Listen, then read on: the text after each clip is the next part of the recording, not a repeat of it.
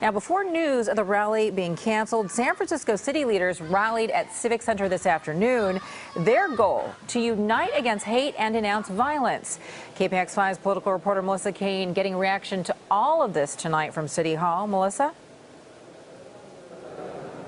Yeah, Veronica, we're here outside the San Francisco mayor's office awaiting comments on this recent turn of events with Patriot Prayer. Look, by Patriot Prayer basically taking all of their speakers who were supposed to speak at tomorrow's rally, including musical guests, and moving them to Alamo Square for what they call as a press conference followed by a march. They're really effectively moving the rally from Crissy Field to Alamo Square, and that has a lot of complications attached, so we're still waiting on information on that.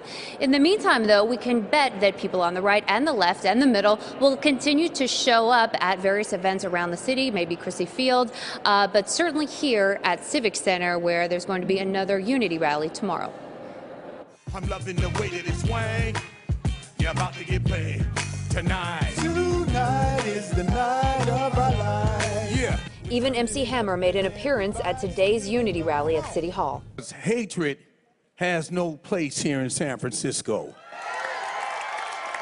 In front of a crowd of about 200 people, the speakers, like Mayor Ed Lee, focused on San Francisco.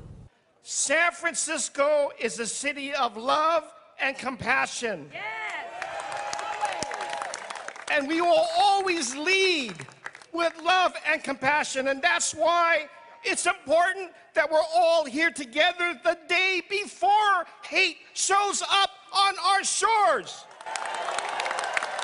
While the city's position was clear, the speakers encouraged nonviolent protests, like San Francisco President of the Board of Supervisors, London Breed. I know you're angry. I know you're frustrated. I'm angry and frustrated too. But as Dr. King told us, we cannot drive out darkness with darkness. Only light can do that. We cannot drive out hate with hatred. Only love can do that. State Senator Scott Wiener agreed that nonviolence on all sides is important, but he put the blame squarely on the right.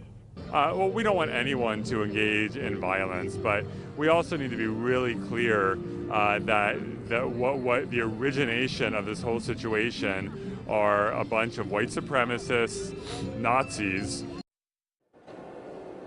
Now, we're anticipating the mayor giving remarks within about 30 minutes to an hour, and that and other updates will be available both here and on our website, cbssf.com. Veronica? All right, Melissa, while we wait for the mayor to talk about these latest developments, tell us more about the new concerns about Patriot Prayer's news conference that's going to be happening at Alamo Square.